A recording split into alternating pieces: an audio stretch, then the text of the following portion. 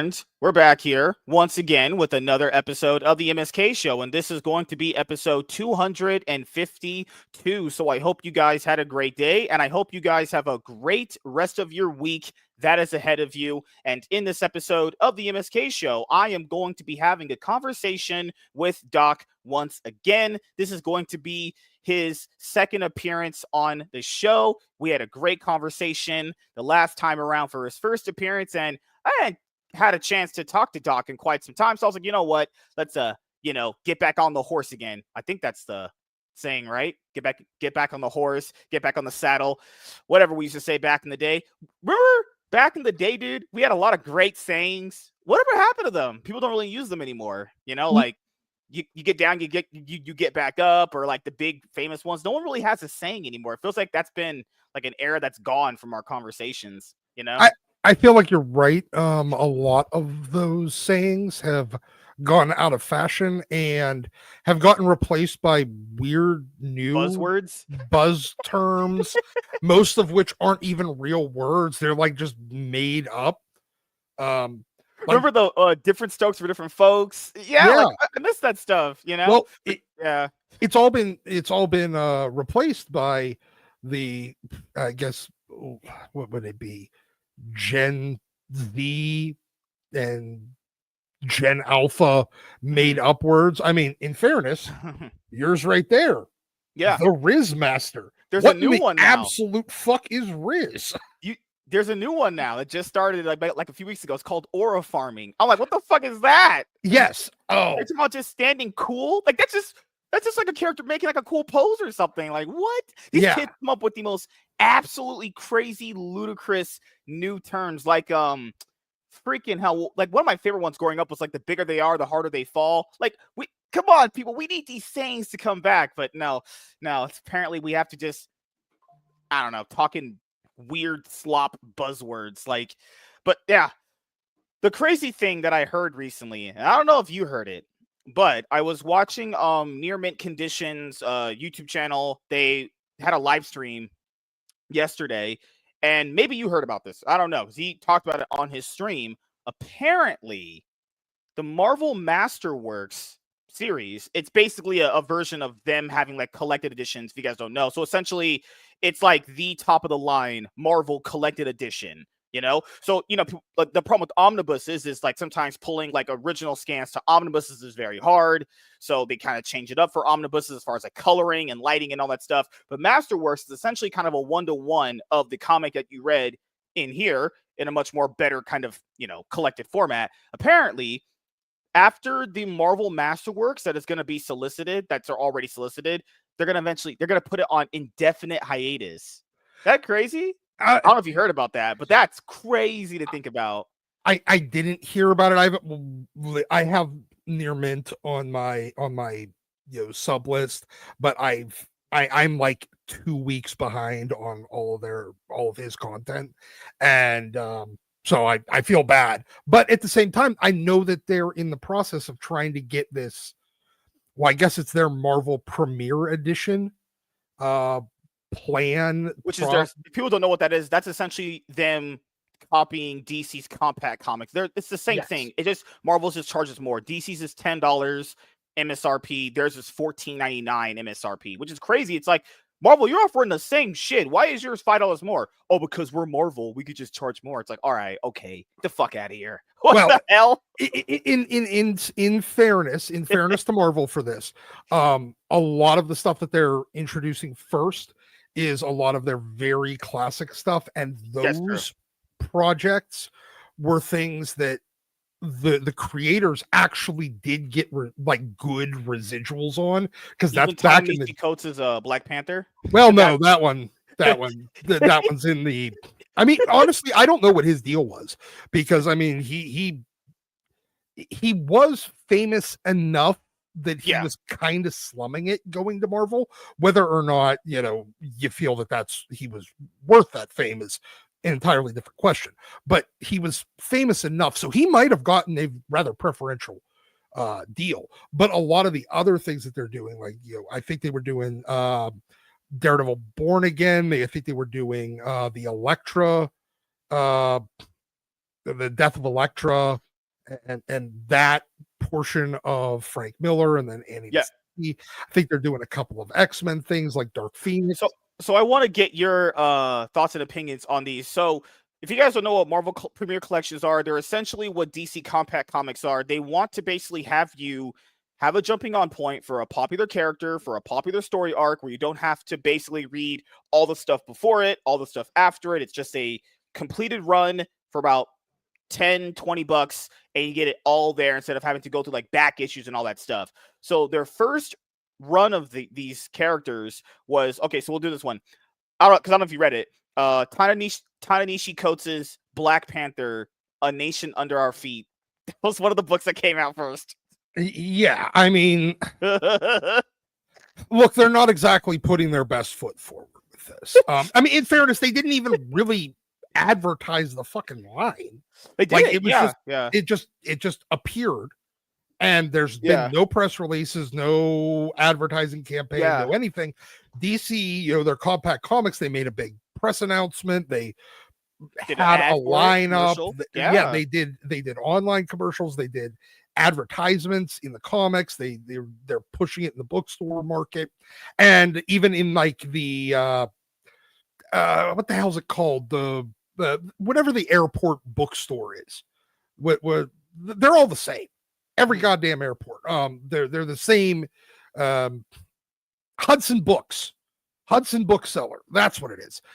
So they already got a deal with that. So they're sitting they had them immediately right in the Hudson Bookseller, so you can pick them up at your airport. You get them at Barnes and Noble. You can get them online. You can get them in a lot of your more normie places. And I think they're trying to even get them into like Walmart and Target, into like the book section rather than into like the comic section. But regardless, DC did a really good job. Marvel just kind of threw it out there, made no announcements, right? And has really kind of dropped the ball on their initial lineup. The only one that I knew of for certain was the like 2 Daredevil ones. Because the one after Black Panther was, everyone knows this one, Ed Brubaker's Captain America run, which is the Winter Soldier.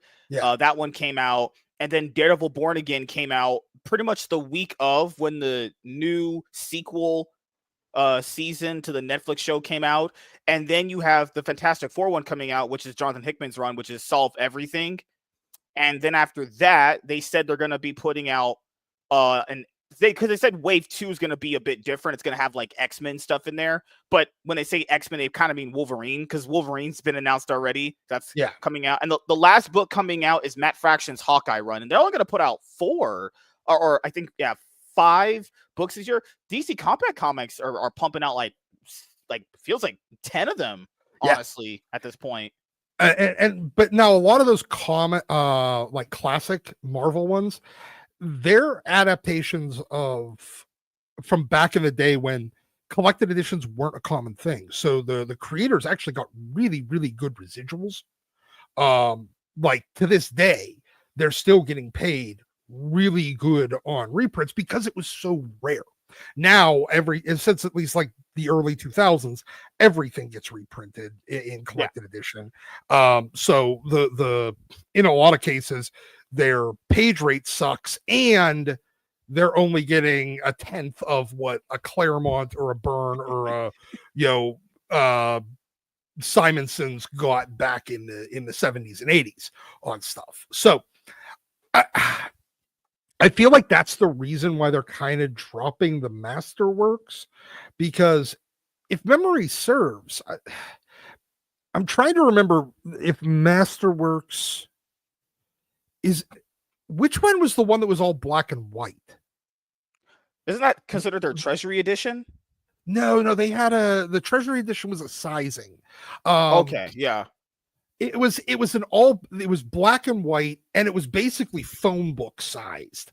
And it had like 50 issues in it, 40 issues, something like that. It was crazy. These were enormous. I mean, you could beat someone to death with it, but it was thin newsprint, black and white reprints of all these books started back in from the beginning. And now they were okay quality, but they were actually relatively cheap. I can never keep track of which one was the Masterworks line and which one was that line. And and then they have Remasterworks, and it's like, what? Like that was the problem with the Marvel Masterworks collected editions, was that they would print a character stuff from the very beginning, like to a certain point, and then at a certain point, if you were collecting that, you just wanted to only have that as your way of interacting with that character. Well, if they don't print one in like 5 years, you're gonna be like, what? You know, like that's the problem with like collected editions. Yeah. So if you're a collector or a that's reader, what I was thinking.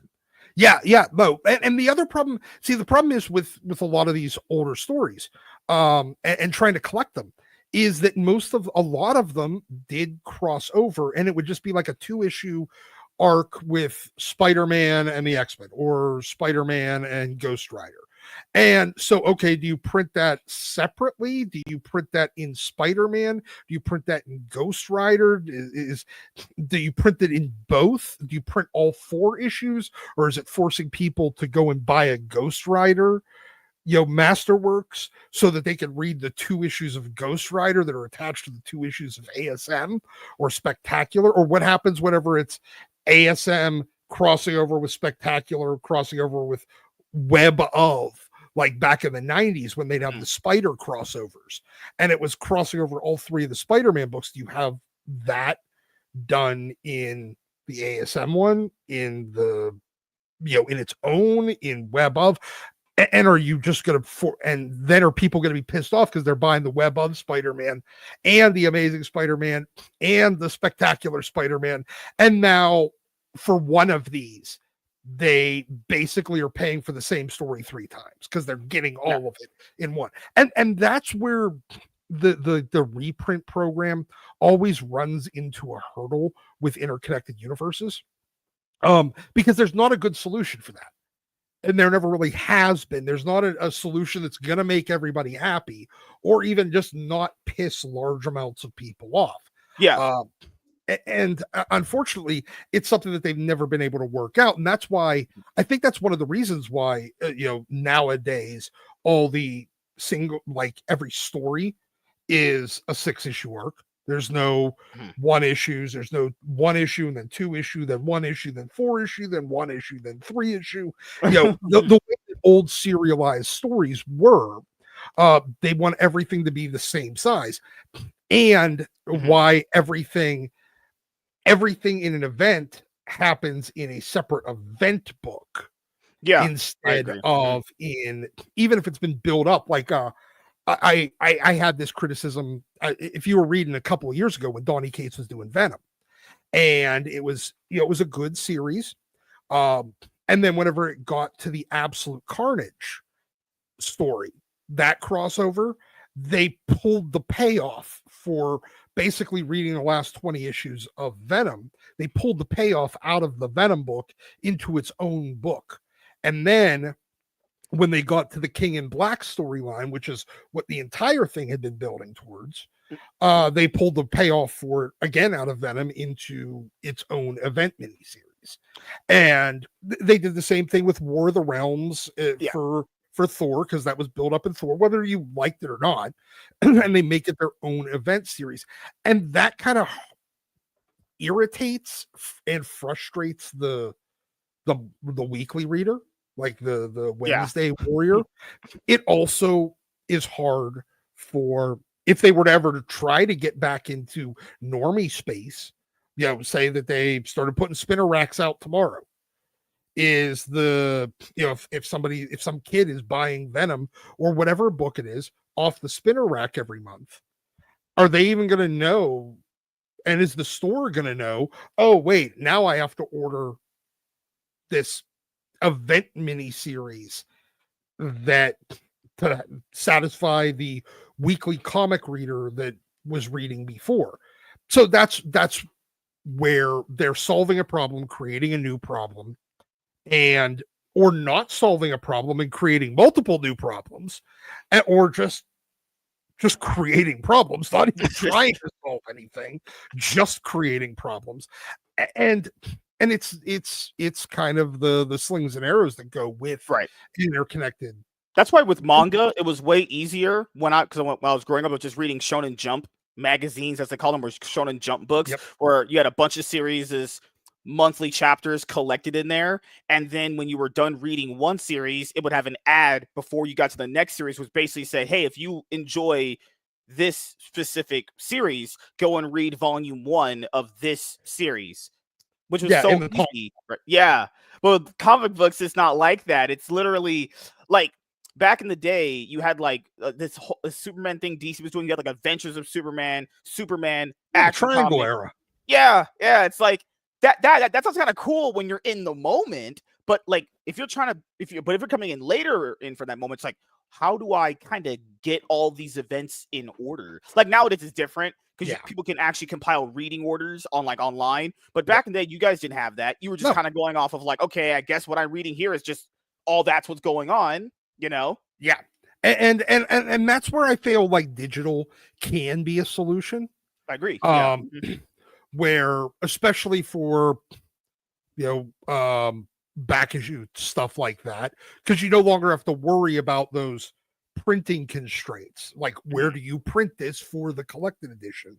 And since you're not just having to spend the same amount, or you're not trying to have a standardized size bookshelf edition, so the stories don't have to just be 6 issues for every single story, regardless of how much meat there is to that story and whether or not it needs 6 issues to be told, or if it can be very easily told in 3.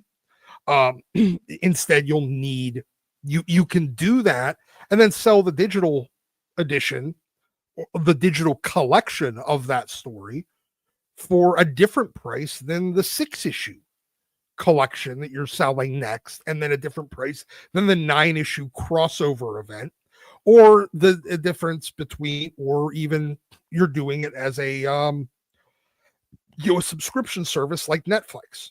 There's multiple solutions, and I think digital might be the way that is solved, but it's still not a perfect solution.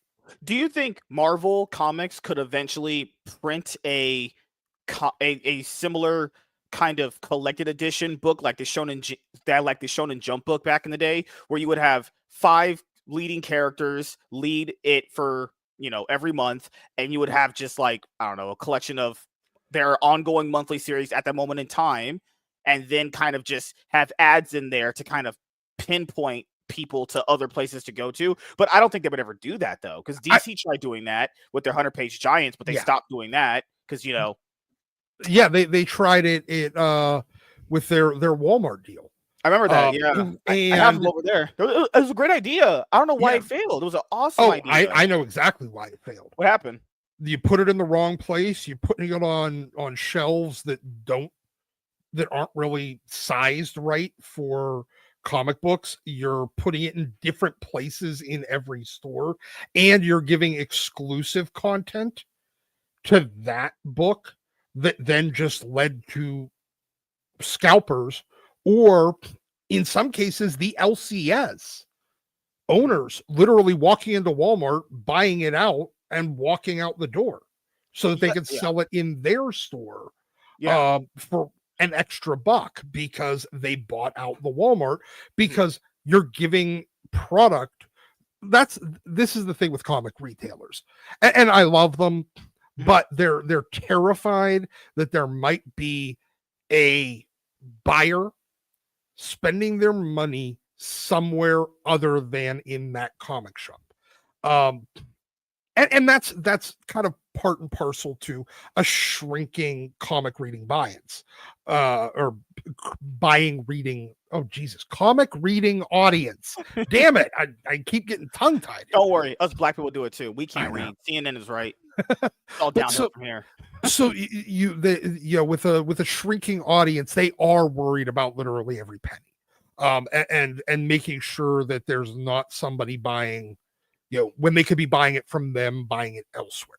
And I don't think that they ever saw, and I think that the industry is in such a bad shape right now that they didn't see the long-term game plan for that, or felt that they could survive long enough to see the fruits of that project. I mean, you saw some stores, some Walmarts where it'd be on the bottom shelf in that card section that's kind of near the registers. And then in another one, it'd be all the way in the back near the video games. In another one, it's near the toy section. So there was never a standardized place for them. There was the shelving that they use at Walmart is really not congruent to having that product there. Yeah. In a lot of cases, the shelves literally just weren't tall enough.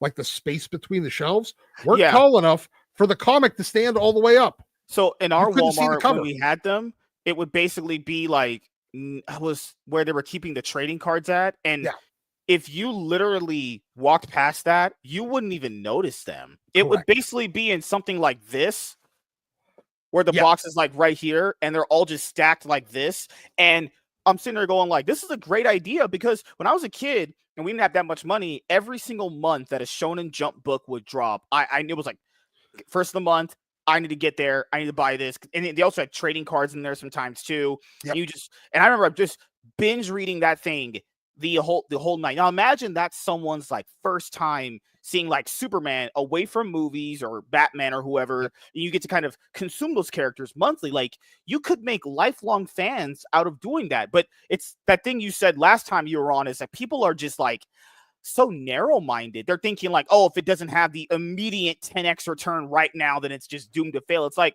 why can't we ever have an idea like that grow over time? Like, that's an idea that takes real long time to grow. That's not going to be something that just happens overnight. You know?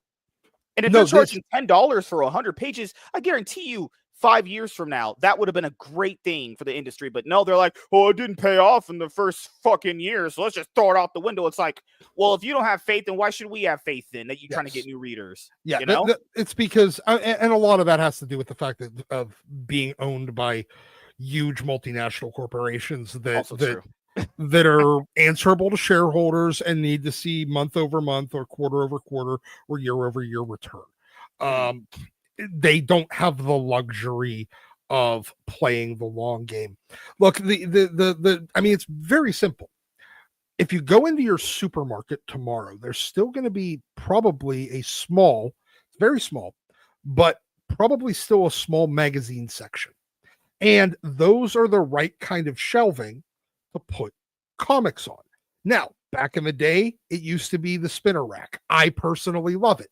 I think it is the exact right. It takes up a small footprint. You can have a lot of product on it. You can spin it around. The fact that it squeaks actually is good because it gets people's attention on the product, because it literally annoys them enough that they turn around and go, what in the hell is making that goddamn noise? And then they see comics and they're like, ooh, I'm curious. But even then, even if you have them, you put them on a magazine style shelf, not on a stick a bunch of Lego boxes on it shelf. Yeah, that's what it was. Yeah. It's those are not congruent. The display method was not, it did not facilitate the sale of the product and the attention on it. So that's where you're at. I mean, I think we all understand that comics need to be in normie spaces. Hell, even DC figured this out. Yeah. DC did it with the whole Dollar Tree partnership that they had, where, you know, people had said like, well, what if those comic books are woke? I don't even care about that. All I care about is comic books just being exposed to people. The reason why I personally think that comics don't have that new audience that they keep talking about is because people don't know they exist, or people don't know that they're accessible. If they don't exist in front of you and they're not accessible, you do not know they exist. Like, you know, you've been alive a long time, man. Yeah. The average person's really, really fucking stupid. And not just stupid, they're just very like, well, there's a word for it, where they just don't care about what's not in front of them. They only care about what's right in front of them at that moment in time, and just doing the day-to-day things like A, B, C, and D. Anything else that's like Z, Y, W doesn't matter. They have to be accessible. Yeah, there's a degree of issue with object permanence in the mind of the general public. If you're not aware that it's there, you forget that it exists. Mm-hmm. If you're not seeing it, if it's not in front of your eyes, because a lot of people go through life with kind of a little bit of tunnel vision, almost like they have blinders on to the world. And and that's the majority of the population. Yeah. The super successful in the world don't have those kind of blinders.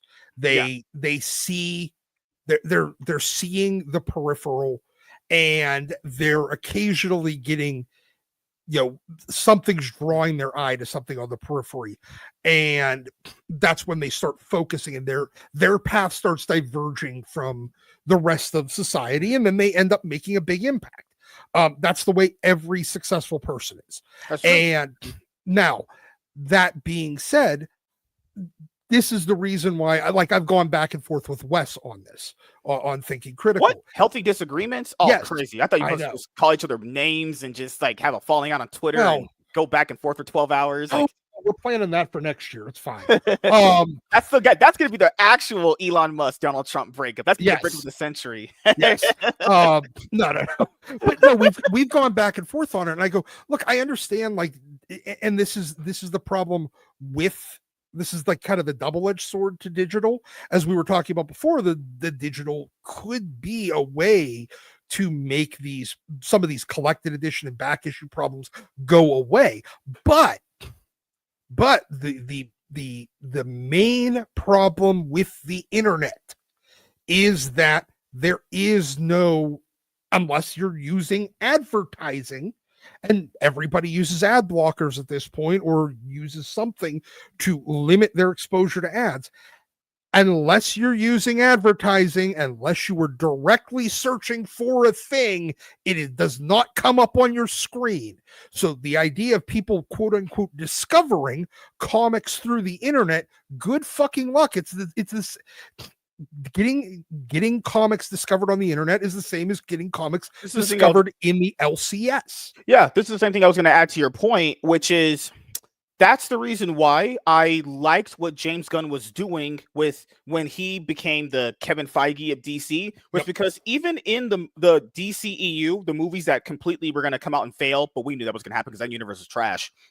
At least in the trailers, they showed you, hey, if you want to, kind of understand who this character is, you can pick up this collected edition, and this collected edition. It was for Blue Beetle, Shazam, Aquaman, and it was for The Flash. Even before that, remember, we had collected editions sell out on Amazon when James Gunn announced his first chapter for his Gods and Monsters DCU project. People were like, oh, that's fucking cool. I'll go buy this. That's why I said last time, all it takes is someone as popular as him, or was because people nowadays gravitate to like personalities. Yes. Get a personality that can sound enthusiastic about him, and James Gunn is enthusiastic about comic books. Just say, hey, this is where you buy them. This is what's coming out. They like on DC's YouTube channel, there should be a week where James Gunn goes, hey, here's the new books coming out. If you like these characters, go to your local comic shop and you can get those books. Because like you said, the average person kind of goes through life with just seeing like things through just one way of looking at things. They don't really check for anything else, And now with the way superhero movies are, I think every single superhero movie should have an advertising for collected editions based off whatever character's coming out. So when Thunderbolts trailers are going on, Marvel should have been advertising at the end of every single Thunderbolts trailer. This is the epic collections you need to buy to start reading Thunderbolts. And there's only like 3 of them. You could just have the first one being an ad for every one of them. Literally. Easy. I mean, they could literally just have a QR code at the beginning that would take them to, here's all of the places you could buy it. Here's the link to the Amazon store. Here's the link to this. Here's the link to the comic shop locator, so that you can pick which way you want to go in order to, rather than you're not really preferring any of them. Right. Because James Gunn proved all you have to do is just point people towards it, and they'll buy. And they'll buy. They sold out. Guys, they sold out so bad they had to reprint them constantly. And you know what's crazy? They still reprint them still to this day. They still reprint them. Amazon did the same thing with Invincible. That's true. The Invincible cartoon came out, and they immediately they just did it the smart way and linked it right there in the while you're on Prime. Right to the buy the shit from Amazon. I mean, and then for the people that didn't want to, it told them to go to their comic shop. And, oh, there's a comic that this is based on. I'm going to go buy the collected edition at the comic shop. It's really not difficult. Right. There's but you have to put people's eyes on it, and that's where they run into the problem. They think, oh, you're just going to stumble into it. Because we stumbled into it. We stumbled into it because it was on a spinner rack at the goddamn grocery store. Also, to add to or your 7-Eleven. Point, also to add to your point, because by what you had said earlier, which is what I was going to elaborate further on, which is the way that we discover things back in our day, way different than how you discover things now. Because I think this is the problem that people have. People are thinking about the ways that they discover things from their early part of their life, not realizing that life has completely changed. I'm not talking about as far as politics, but how you've discovered new things throughout your life. Things massively changed. Like the MCU still thinks they're in that narrative back in 2008 to 2014 where they could just throw out any random character and they just do well. I was like, MCU, you're not in that narrative anymore. You're at the point you throw out any character now, you're just gonna completely fail. But they still think in their mind, you know what? We could just throw out butt fuck nobody and it'll just do $400 million. People aren't in the right narratives anymore. They're thinking of narratives from the 90s, and it's like we've massively moved past that since then. And okay, so what you have to do, but the core of it is still the same. And that is you have to get people that aren't looking for something exposed to that thing. You see it all the time in movies and television with product placement. You need to do that, but in real life, which is actually getting the product in places where people go. And you now, granted, we can go back and forth a lot. I still think it needs to be below impulse buy, in the impulse buy price territory, which is typically below $2. You could possibly push it to $2.50. But that's a different discussion for a different time. But you need to have it in a place where people go and they're going to be exposed to it without intentionally seeking it out. And that's why it worked really. Gas stations, places, liquor stores. Those are the easiest two you can think of. Everyone needs gas, and everyone drinks liquor. That's how it is. Now it depends on. See, the liquor store thing is a little bit of a problem, just because depending on the state. Right. Yeah. Like I'm in Pennsylvania, we have state stores, so the only people that can sell liquor, are state-owned stores. I didn't know that. Huh? Yeah, it's fine wine and good spirits in Pennsylvania. That is literally the only place that you could go buy a bottle of bourbon or a bottle of vodka. How many times did you visit this place, Doc? How many times did you go there? I used to spend way too much time there, and you can buy 6-packs at grocery stores only between certain times of the day, and only in certain grocery stores, and they have to sell a certain amount of prepared food, or you have to go to a licensed beer distributor. And so if you want to buy a case of beer, you have to go to a beer distributor. They're not going to sell comics. The liquor store is not going to sell comics. So, but gas stations, convenience stores, any convenience store. So Dollar General, Dollar Tree, 99-cent stores would be the easiest ones. You said $2, so they would charge about $2 for them. While I agree with that, the Dollar General, Dollar Tree, I think Dollar General would be more effective than say Dollar Tree or Family Dollar, mostly because those are the places where you are absolutely not looking for anything like that. That's where you're going to get a cheap bottle of travel shampoo, and it's almost like a remainders store. It's not really I don't consider things like Dollar Tree and Family Dollar as real stores.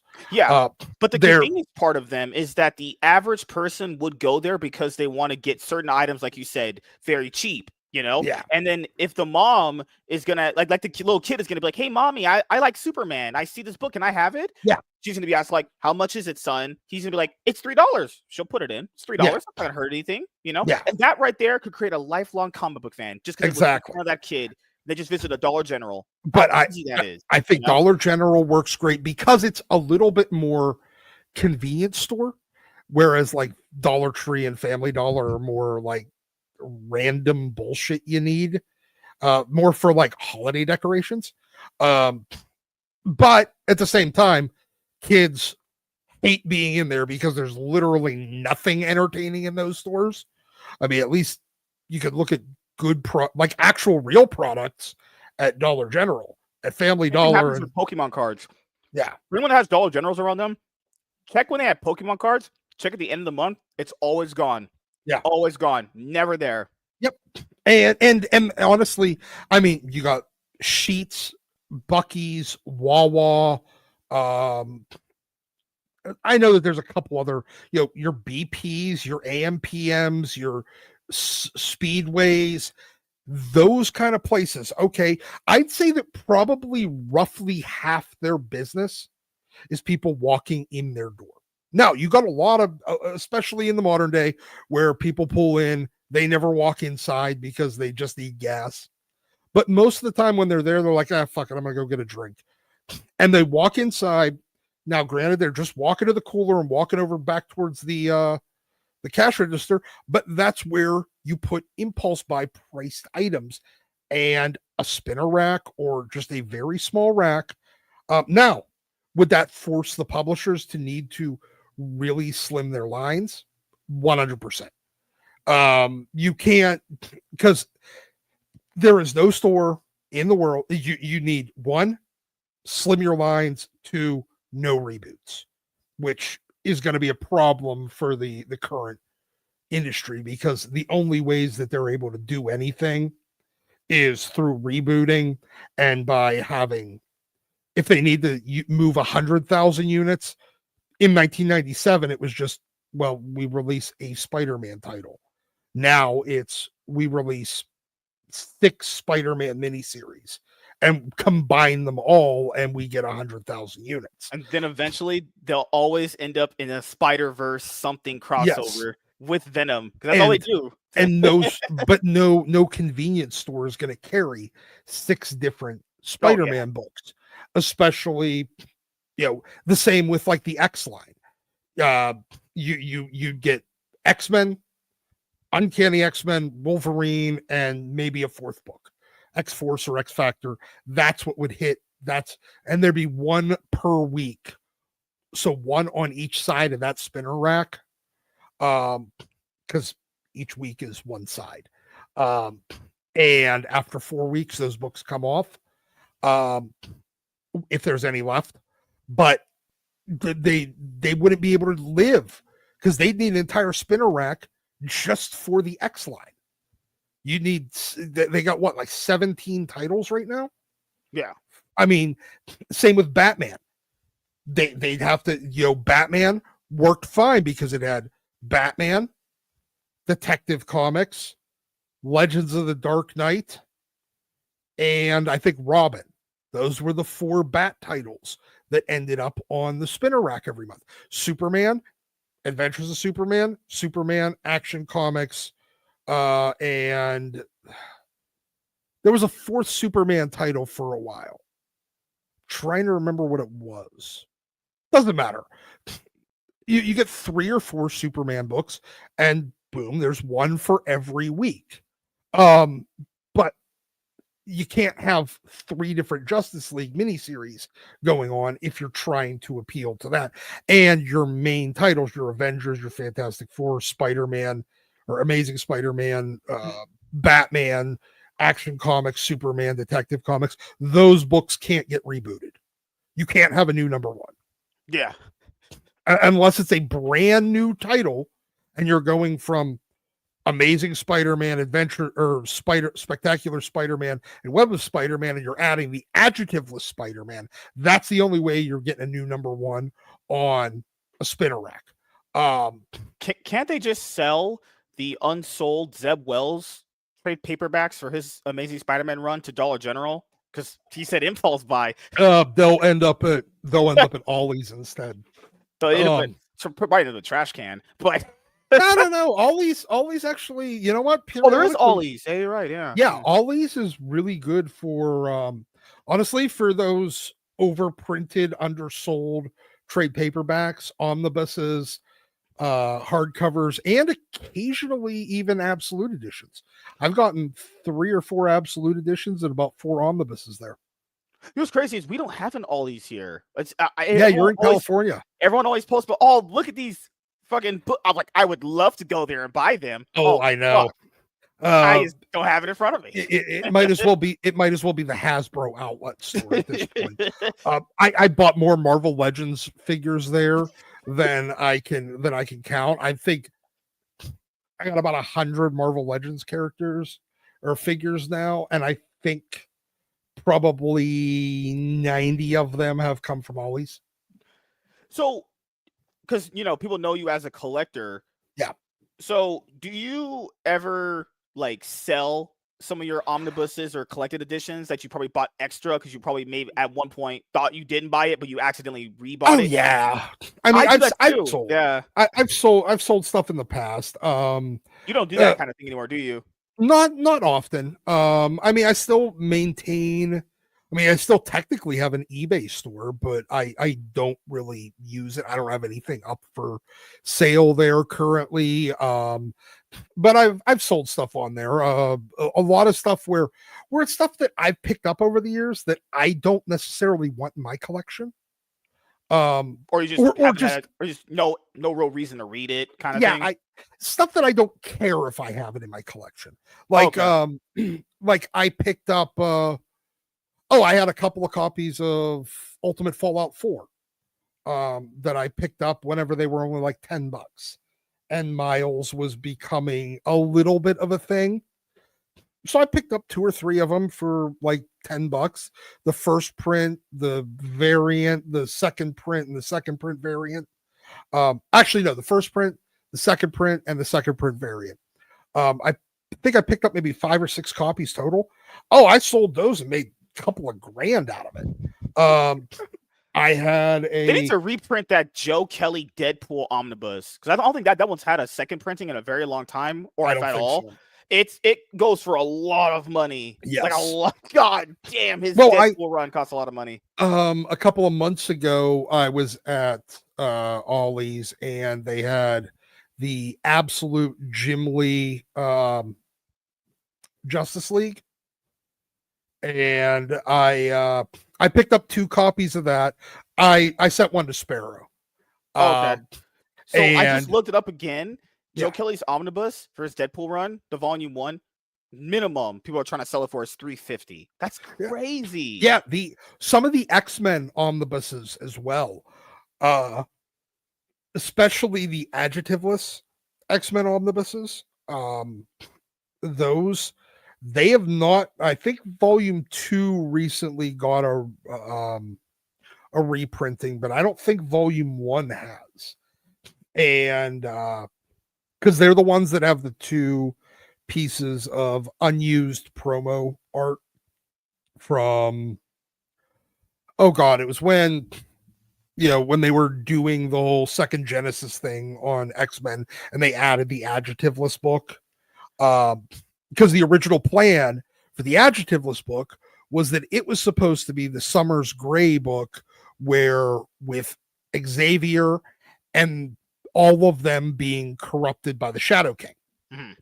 And the Uncanny book was supposed to be all of the non-Summers Gray X-Men.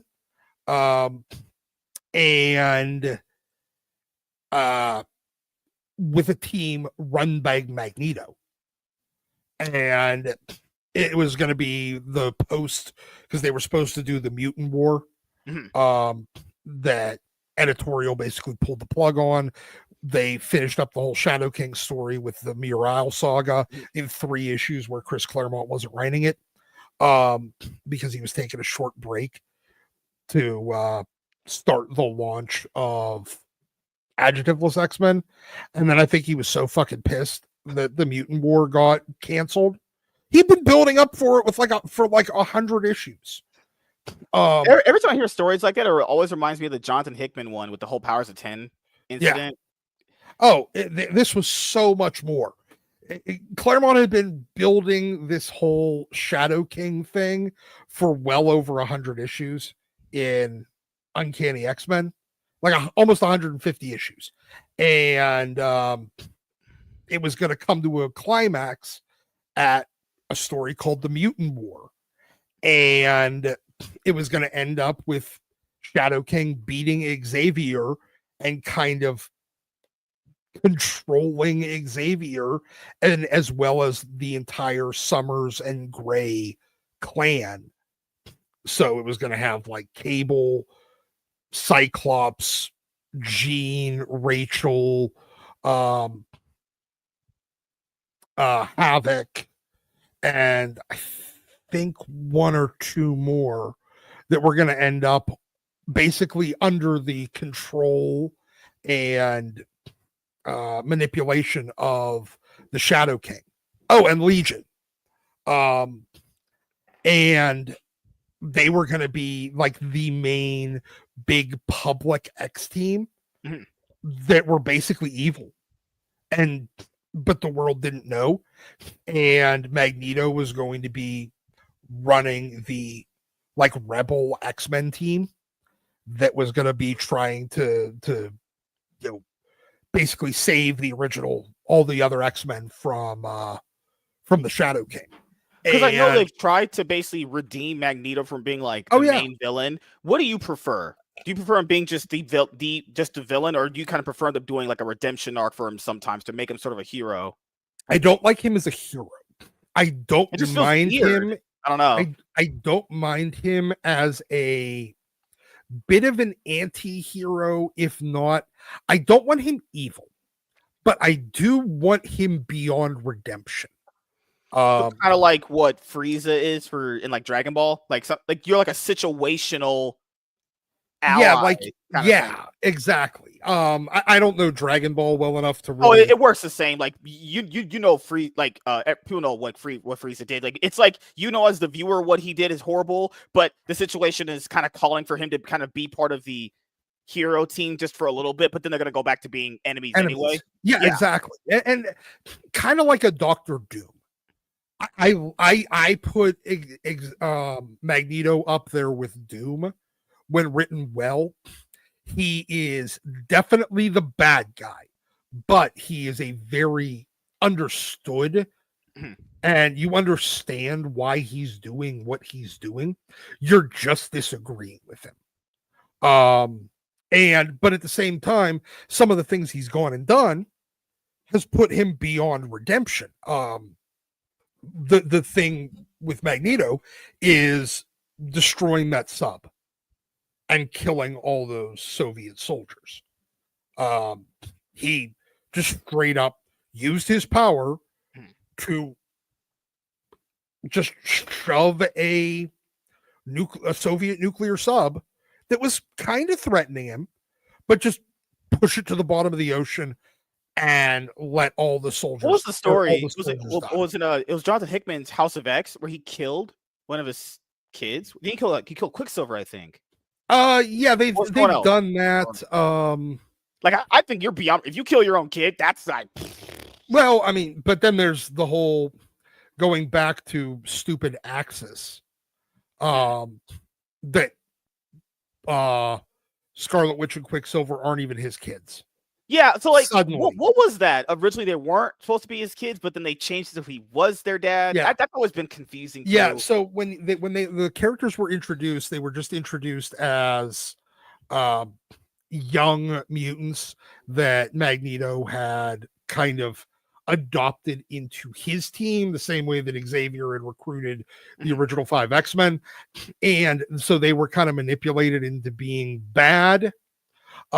Because he was their first real mentor. And then when they realized that he was making them bad, that's when they left him and joined the Avengers. And then they spend many, many years. And during that period, there was like in like their second or third appearance is when you realize where they finally decide, ooh, I'm gonna make them Magneto's kids. Because if you read like their first appearance, he's making Scarlet Witch dance for him. Oh yeah, in like of X-Men 4, like he's making her like dance for him, like yeah. So definitely not the plan for them to be his kids. Yeah.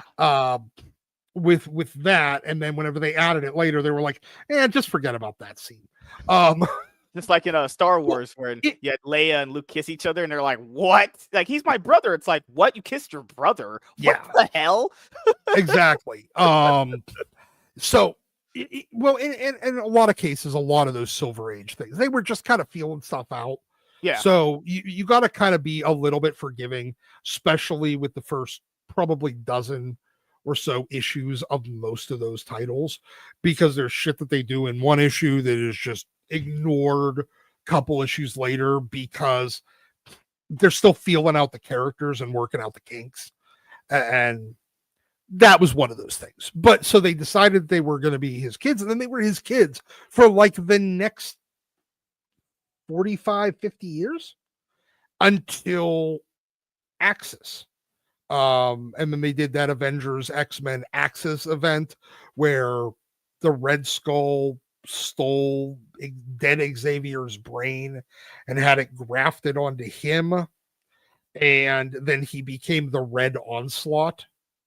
And he inverted everybody, so bad guys became good and good guys became bad. That's where you got Superior Iron Man, the Tony Stark in the silver armor with the weird headband thing and no mask. So since I know you like X-Men a lot, I know you and Wes did a video about this, and I did a video with me and a Lunchbox Warren talking about this too. For anyone who doesn't know this, so like in anime, whenever they like retcon shit and then insert things there that weren't there originally, like people get pretty fucking pissed off.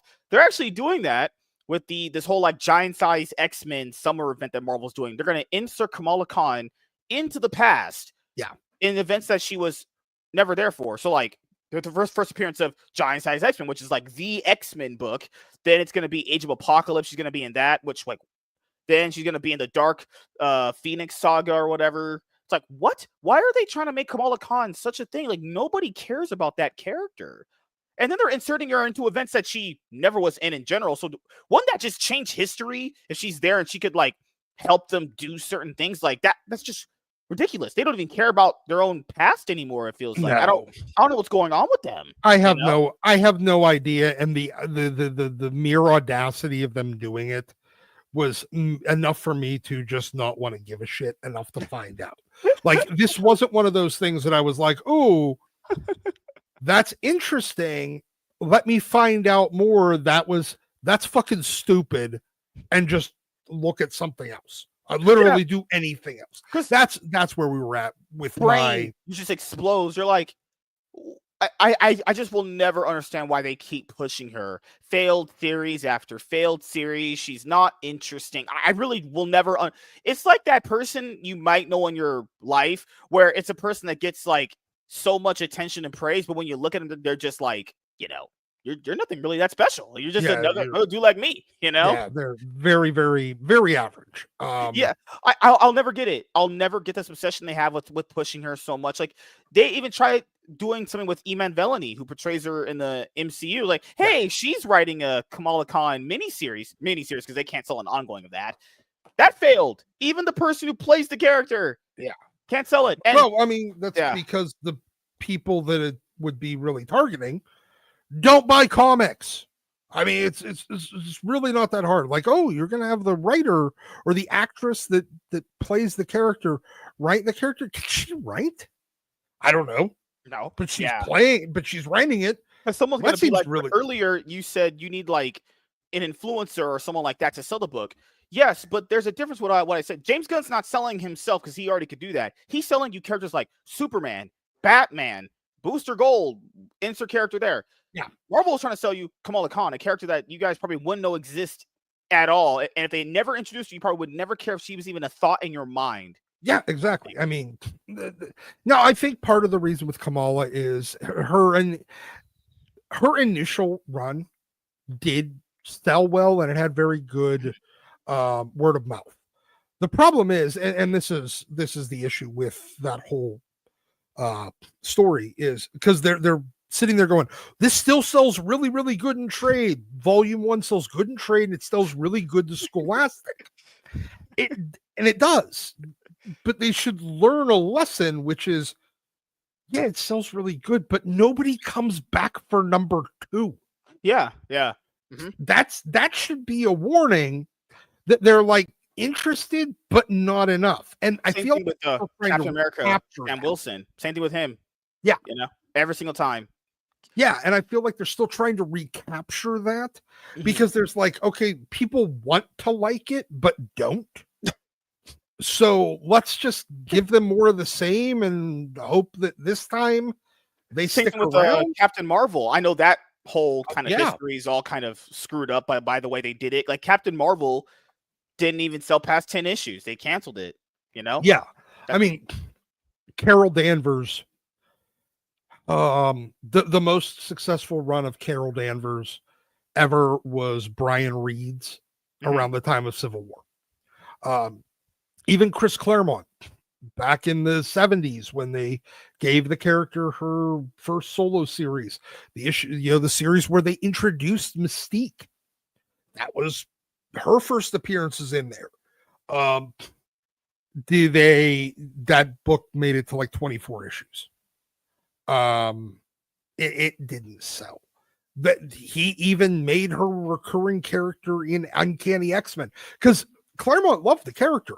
She worked fine as a recurring character there. And then whenever he went over to Avengers, she was in that book. And then when he was only doing X-Men again, when he was off Avengers, he started using her in X-Men again. So he had an affinity for the character, but the character never got over. And that's fine. I get it. People like characters that they like, especially creatives. But publishers need to not have that same, I guess, stubbornness or nostalgia, or they need to make it not as personal as the creatives do. Hey, it's not personal, kid, but Miss Marvel doesn't fucking sell. So unfortunately, if you want her to still be in a book, she's going to have to tag along in somebody else's book. And if she still can't get over there, he's not getting a solo again. Maybe she'll go to a team book somewhere, but we're not making her the central. We're not making her. Or you have Dave Cockrum's iconic image of her that he drew, where she's wearing the black onesie and the black heels and everyone. Yeah, it's crazy because like if you think about Captain Marvel, the only thing that people even would probably even mention is his design for her, which looks very good. It's like one of my favorite designs of her ever. Like, and it's like, why can't that's like if they know that people like that design of her, call me crazy. You have her wear that in a book, that might turn some sales. Just the Warbird costume. The Gooners might come out and be like, "Hey, I'm not reading this, but I'll buy this for the images." I think that's sales. are you talking? You're talking about the Warbird costume? Yeah, right? that one. Yeah, the one with the lightning bolt. Yeah. Okay. Yeah. I mean, that was the costume she was wearing in her most famous or her longest running era. It's crazy. You make a character look sexy as a woman, men bought them. It's really crazy. Yeah, it's weird. Mind blowing, right? But and now I get it that here the thing was Carol Danvers, the great thing and the interesting thing about Carol was that she always wanted to be loved. She wanted to be the most popular superhero in the world. And in fact, even when they did House of M in the early 2000s, how did you ever read House of M? Was it House of M or House of X? House of M. House of M. No, I didn't. That was the one. Okay. That was the New Avengers Astonishing X-Men. So Joss Whedon's X-Men. That was their crossover. That's crazy. And you're right. He did write. Joss Whedon wrote. Yeah, he wrote 24 issues of Astonishing X-Men, and I think it was Bendis that did the House of M crossover. And in that was the one where Scarlet Witch at the end is the wait a minute. mutants. This is the one where she bends reality. Yeah, she bends reality and gives everyone their wish. Yeah, that's why.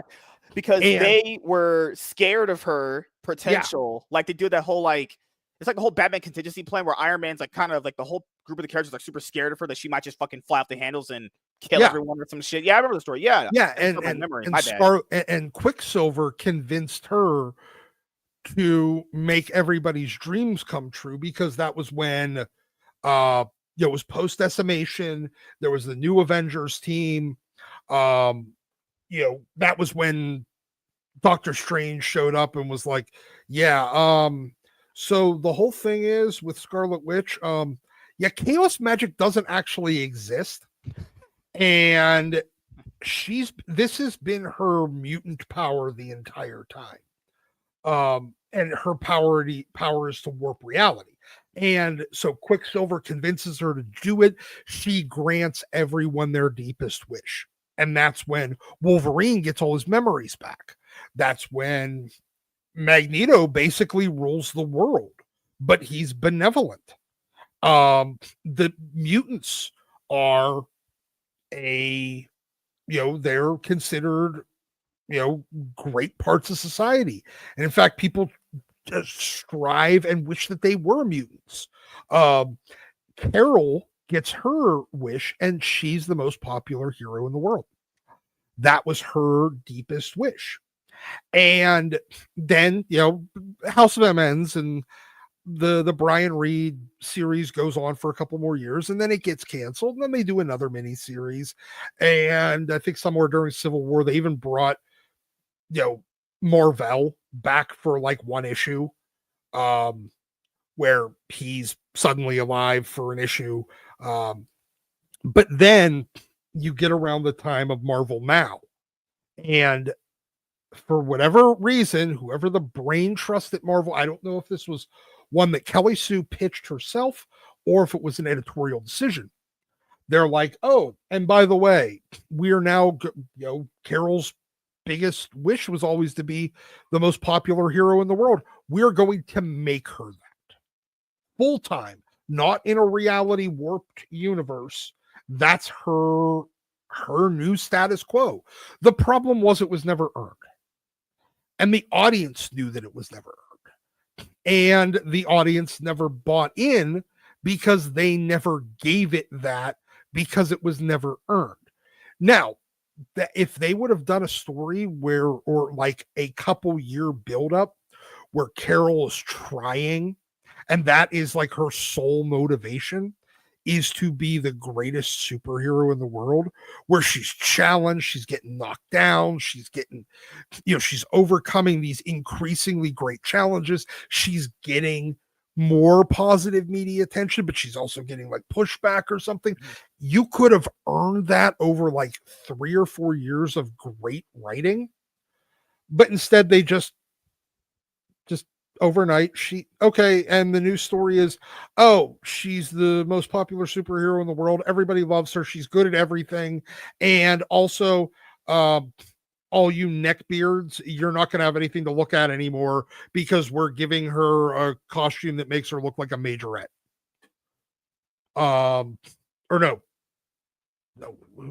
Drum major, that's it. She looks like she's in a fucking marching band. Do you remember the 3 words that Wanda uttered before she altered reality? No more mutants. Man, yes. That's definitely an iconic page right there. It is. Because that was, tells you how powerful that character really is. There's no wonder why the MCU can't keep her around for cash. People like, but she's really powerful. Yeah, she's like alternate reality warping powerful. Yes. She's not killed off. You just have to wonder, why isn't every bit of any situation taken care of when she's on your team? Well, House of M was one of those that started the trend of Marvel doing these stories where the X-Men fix the world and then the Avengers need to quote unquote fix that. So they need to make the world better or worse again after the X-Men fix it. And the X-Men are somehow portrayed as the bad guys, and the Avengers are the good guys for wanting to restore a worse status quo. And did you like the sequel one shot House of M Decimation the day after? Oh yeah, the Decimation, because that's where you get into Claremont wrote that, and it was that's where you get into the 198.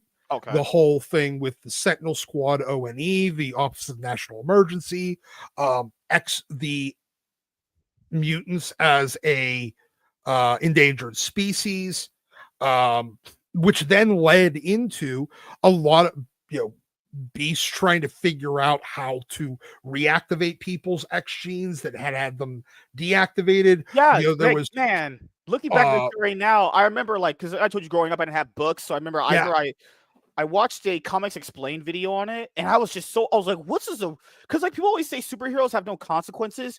I remember Emma Frost was talking about like, we got to deal with her. If Emma Frost is saying we got to deal with her, that's already like, okay, we probably lost the plot here. Yeah. Like, and such a good story. Why can't we have that level of storytelling again? Beast is there trying to figure out, like, we don't even have a breeding population at this point.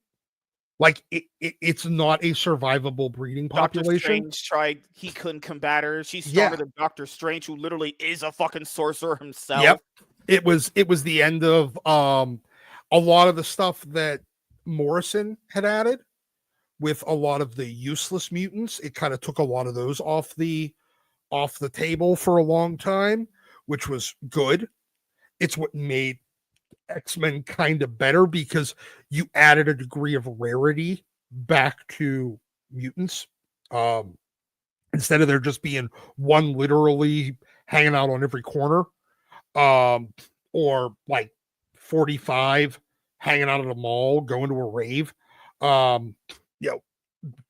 It added a degree of rarity to mutations that made them special again in the eyes of the reader and storyline wise. Good old Captain America. Captain America everyone was like, we should probably get rid of her. Captain America's like, no, we could suppress her powers if we tried. Yeah.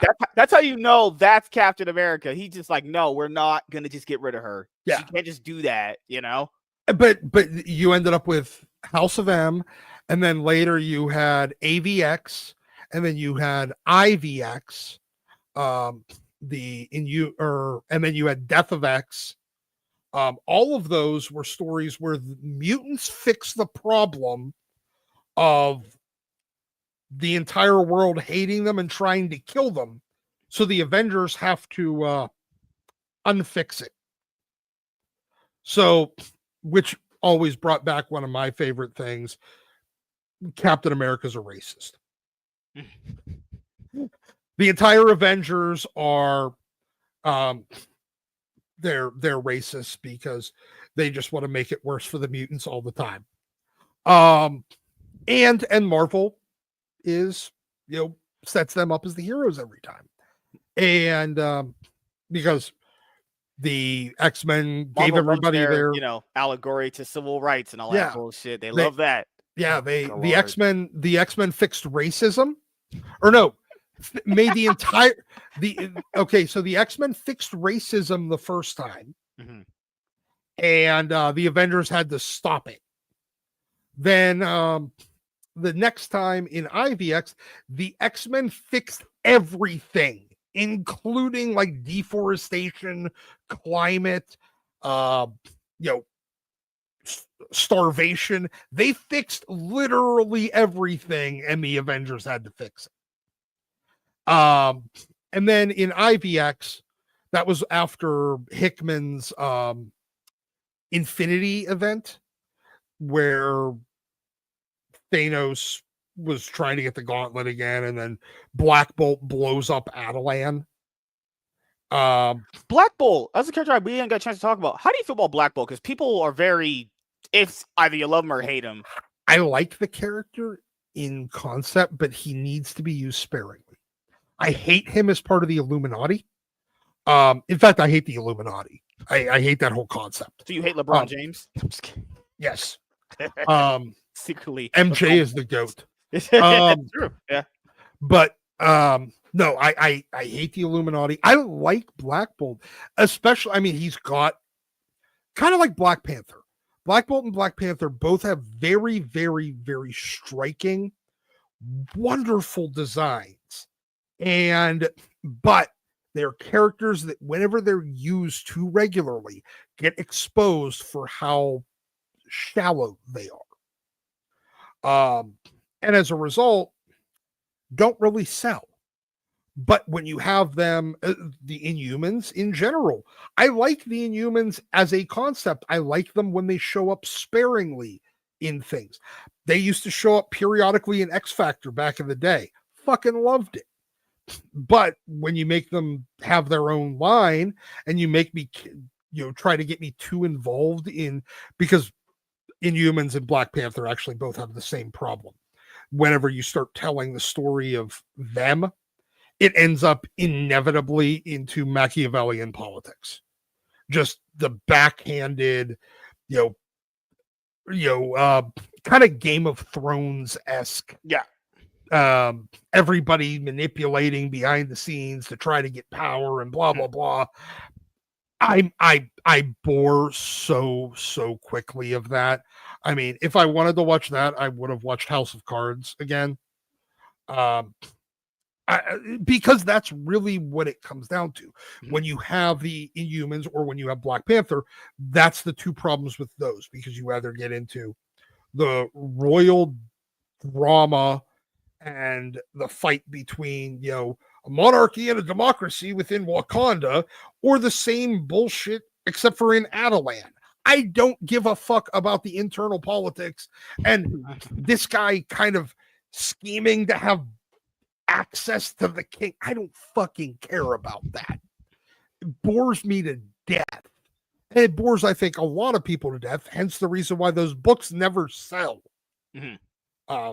Yeah, because like superhero comics, I wish the people that do them understand this. Like, sprinkling that stuff in every once in a while is fine. Yeah. But when it's like the main focus, that's just boring to death.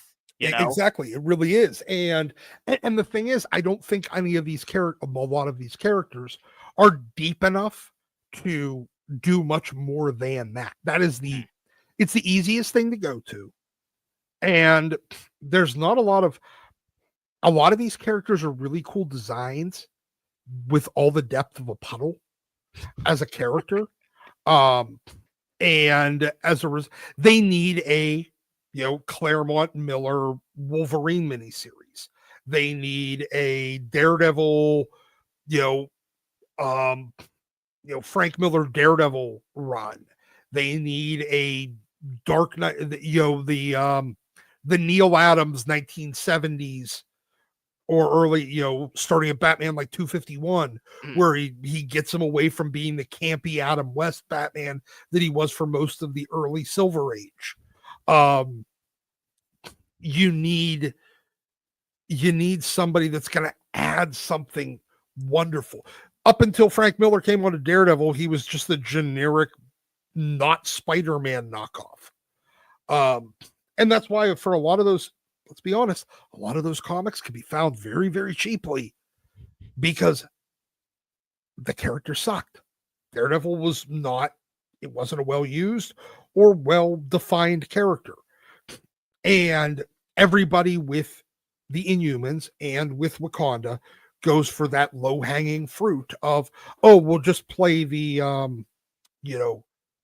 the King's Chambers politics. It's just a medieval's politics, passion play of, playing tug of war on the strings of power. That's because it's the lowest hanging fruit whenever you have anything that has to do with a monarchy or the conflict between monarchy and democracy. Those are the two things that are the easiest things to play with those things. And as a result, you never have any exploration beyond that. So which characters omnibus that you read that you love so much that you would want to basically like wish you could reread that again for the first time? Honestly, I think it's going to be possibly Invincible. Oh, you wish you could just reread the compendium. Yeah, like the first, or even like that first 12 issues on like the with Omni-Man. Oh, so good. Yeah, like the Ultimate Invincible hardcovers, because I have like the 12. Oh, you have the hardcovers? Yeah, I have those too. Yeah, those are really good. Those number 9 pisses me off because of the spine. It's the only one that doesn't have Invincible in yellow. It's in fucking red. Oh, dude, my OCD gets mine has that. Yeah. But regardless, I would love to be able to read. It would either be, if I could experience again either Invincible or Warren Ellis's Stormwatch Into the Authority, and experience that again for the first time. So exceptional. Oh,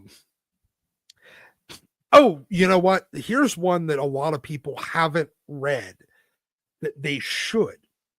And it's kind of a little bit more of a deep cut, and it's a little hard to find, but you can find it in collected edition. I don't know if it's currently in print, but you could definitely find used ones. Alan Moore's Supreme. So remember the Rob Liefeld Extreme Universe in Image? Yeah. Well, remember he had his Superman knockoff that was called Supreme. That was forever ago. I know. He tried doing a lot of things on his own that didn't really. Yeah, but this was early days of Image. He had done like Youngblood, and then he done Bloodstrike. He did Brigade, and I think his 4th book there was Supreme. And it had a chromium cover with embossed, shiny shit, metallic stuff on the cover. Typical everyday gimmicky 90s stuff. And those first issues were fucking terrible. I mean, they were god awful. But a year or 3 later, I think it was after he was already out of Image. He was still doing Youngblood, and they had done their Judgment Day event. That Alan Moore did. And then Alan Moore took over Supreme. He basically did the best, and it's I don't know, about 36 issues or so, 24 to 36 issues. The best love letter to Silver Age Superman I've ever read. If you ever have any opportunity to find it somewhere, there's 2 or 3 trade paperbacks. Alan Moore doing Supreme. Rob Liefeld does a couple issues that he pencils, but a lot of other artists do too, like Gene Ha, a couple of the other guys that did ABC stuff for ABC. And it's very, very, it feels like you're reading a Silver Age comic. The other thing I was going to ask is because recently Marvel is doing their One Day Under Trump, Doom event. Are you currently going to be reading that, or are you just going to wait until read it when it's all collected in trade or something like that? I'm just not going to read it. I have zero interest in it. You would think that would be a cool idea. Doom taking over the entire world. Dude, it's a wonderful, it is the best idea that they've had in years. And they fucked it up from the announcement. They had zero build up. The whole Doom scheming to acquire power and get these countries to all line up under him, none of that was done in the comics. It was just, oh, and by the way, today Dr. Doom announced that he's in charge of the world, and all of your leaders just said, okay, thank you, have a nice day. It's what if Doom. It's what if Doom took over the world. It's not an 8-page event or an 8-issue event. It's one issue of what if. That's what it is, because there's zero build up. There's no storyline explanation for it. even the Fantastic Four, or the writer of Fantastic Four is the one that's writing this event. Instead of actually building up to this event in Fantastic Four, he had Johnny fucking Bugs.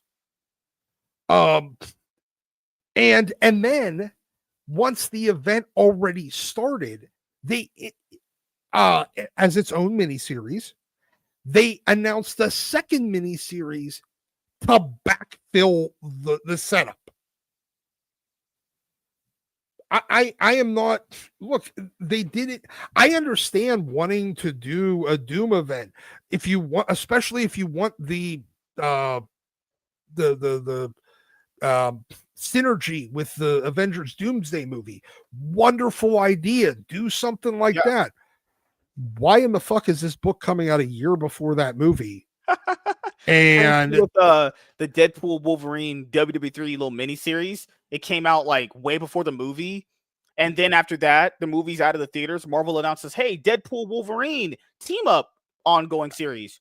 Why didn't you just do that first then? Didn't make no sense. What? Exactly. It got announced literally like months after the movie had already been out of the theaters. Like, what? They have the worst ability to add product synergy that I have ever seen. I mean, people gave Image a little bit of, and Skybound a little bit of crap for not being fully prepared for Invincible and but none of their shit was out of print whenever the adaptation came out. They did have new printings of it available. The problem was they just didn't have enough. They didn't have enough copies. That's really what it came down to. Mm-hmm. They didn't have enough copies. Okay. If that's the worst that happens, you did pretty good. And people still gave Image and Skybound crap for that. But Marvel, well, I mean, this is the same company that right in 2012, whenever they had the biggest movie in the world and the most attention on the Avengers ever, what did they do? They changed the entire Avengers team. Mm-hmm. That'll still be forever the biggest missed opportunity in comic book history, in my opinion, where the MCU's at its prime. They didn't even have to basically even change their own current comics. They could have just made a separate line of Marvel comics for the MCU with the tagline Marvel Cinematic Universe on there, and just release comics from that universe in comic form when we were waiting for the movies. I guarantee you, when the MCU was in its prime, they would have sold like hotcakes. If you release an Avengers book after the Avengers came out, that is probably going to be one of the highest selling comic books ever made. Well, they tried. I remember the book. It was Avengers Assemble. And that was supposed to be, and it was Bendis and Bagley that was doing it. Yeah. The problem was, by issue like 8, it was crossing over with the regular universe book. Good Lord. And Marvel, they treated it like it was a regular universe book. And everybody's like, but no. It's supposed to be its own separate universe with only the characters from the movie. And then they were trying to, they treated it like a Marvel, like a 616 title. And then they changed the roster of the Avengers and got rid of everybody that was in the movie. Like, it was the most terrible synergy. Now, that being said, there is zero evidence that comic book movies have ever brought a single new reader into comics. And you know what's crazy? Unfortunately. Now, in our Lord year of 2025, Marvel is like, we're going to do a one-shot tie-in prequel comic to Fantastic Four First Steps. Marvel, where have you been for the last, 20-year long run you've been around? Like, how long have you been around for? 17 years. 17 years, right? So Marvel, all of a sudden now, when the MCU, like what Deadpool said in the Deadpool Wolverine movie, kind of entering the MCU at a low point. Now at this point, they're like, you know what? We should probably have like comics in between some of these movies to keep people enthusiastic about the MCU. You're just now You're now figuring this shit out? When the prime's over, no one cares anymore. The movies are failing. Now we just gonna act. Yeah, these are the worst business people that I have ever laid eyes, and this is one of my axioms. If someone is claimed, if someone comes into comics, then they're touted as like a business, a marketing, anything like that.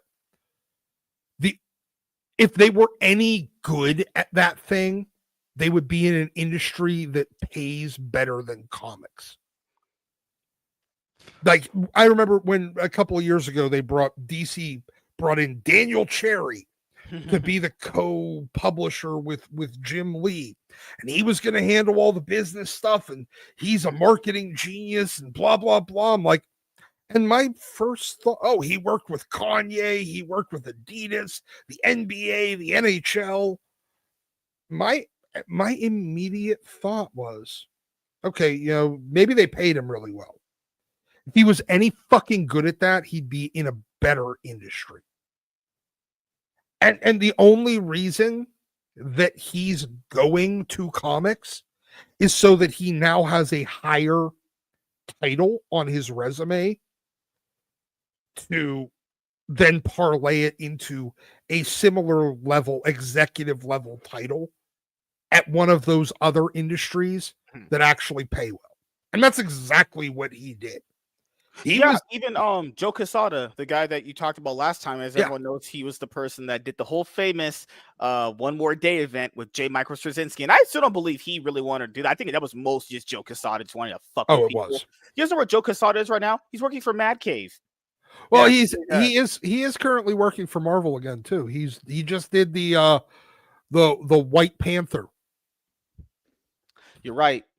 He's drawn. Yeah, people wanted us to talk about that. I'll just say this. For people that constantly tell me, because I don't like race swaps or gender swaps, for the people that constantly tell me, oh, race doesn't matter, it's just a mantle, just get over it, dude. They change stuff all the time. I want you people to keep that exact same energy with this one. Why do you hate white people? It's just race doesn't matter, right? Doesn't matter. So I guess you must be okay with. I'll give Marvel credit on this. I know you like shitting on them, but that's fair. If all the races are up for ambiguous fucking change, I guess that's fair. That's all I ever wanted. Either you keep it all one lane or you change it up. Because if race doesn't matter, then switch them up then. And people said, like, Black Panther was the most famous. Like, can you make Black Panther white? They're like, no, you can't, because intrinsic reasons why he has to be black. Marvel didn't care. They just turned him white. And I actually made the argument a couple of months ago. I go, okay, well, I mean, if James Bond can be black and the King of England can be a black cripple, then they did that on a BBC show, like kill me now, like a Victorian era, around like the late 18th, early. DC has to make Static Shock white now. Hey, if the race doesn't matter, fuck it. My comment was, there's absolutely nothing that mandates that Wakanda has to be a black country. They never did. That's true. No, I mean, it's just, it is a country that is generally ignored because it is an isolationist country that has secret technology but is viewed from the outside as a very backward kind of I don't want to say native, because that applies to anything. Superstitious or spiritual and very simple culture that clings to its traditions, because you look at it from the outside, it looks like a simple country that clings to its traditions, but is an actual secret, technological marvel. That doesn't, there's nothing about that. It could also be a bunch of goat herders in fucking Caucasus Mountains. Yeah, because the main argument for the race and gender swaps that I was constantly bringing up to people for all these many years that I've been doing these videos is that if you throw out the consistency of what the character looks like, that means you're essentially just basically telling that creator that their work is garbage, or that what they created isn't good enough. And I think you should I think there should be some line of like creative integrity. No one would tell fucking J.K. Rowling to race swap Harry, because people respect that. At least at a baseline, that's what she created. It should look this way. I have no clue why the average person doesn't look at it that way. Why? What is the point of changing it? Like, because keep in mind, by that logic, for people that want to hear this, that would make you the racist. And people are like, why? You're the one that has a problem with the race, or you because we were fine just with the way it looks. Comic fans is fine the way it looks. It's fine. It doesn't matter to us. You people are like, but it doesn't matter. Yeah, of course it wouldn't matter to you. You're not reading. First of all, you're not paying for the stuff. You're not reading it. And keep in mind, it shouldn't matter if they change it or don't change it. You're not the target audience anyway. Keep in mind, if you're a casual and you don't read books, I don't know. I'll be honest here. I don't think you should have an opinion on that because you don't read the stuff. You should even care if it's changed at all. But these people bat for the change, and it's like, you couldn't even tell me who that book's being written by right now. And you're like, but the race doesn't matter. It's like, what do you know? Well, what? I mean, like that would be like if they're race swapping things in Game of Thrones. I'm the last person that is going to even give a fuck. But now, in fairness, though, I think they made Hermione black, yeah, that's crazy. J.K. Rowling giving in. It's also crazy. It's like I even argued with this person on Twitter at one point about that. It's like, if you're a casual, and it's fine because we're casual at a lot of things. So am I myself. Yeah. The reason why I was so casual, you wouldn't care, is because you're a casual. Of course you wouldn't care. So why would you care that someone else has been a lifelong fan of this? Why do you care that they have an opinion about this? You, by the definition, since you're a casual, since you have no real actual knowledge of the subject, what are you arguing for? Like that's my position. It's like, you're supposed to not care. The studio knows you won't care. You don't know anything about this. That's perfectly fine. But then for someone that doesn't know anything to go and bat that hard for a position that they have no knowledge of, makes no sense. They're arguing to protect the multi-billion-dollar in multinational corporation. That's about it. Leave the multi-billion-dollar corporation alone. Yes. Kills me because this person was like, it came with that. It was that Batman animated show that came out that everyone forgot about after like 2 days. They're like, but there's nothing that says that Penguin shouldn't be a woman. All right, that's cool. Every single iteration of that character that exists is played by a dude. Yeah, exactly. Here's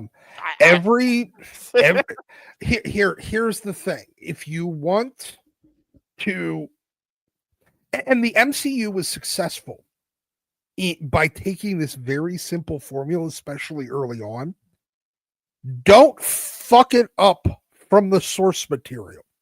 When you take the source material and you try to do as honest of a adaptation as you can, where things kind of really you can mix and match storylines, but you don't act embarrassed of the source material. The characters look like their comic book counterparts.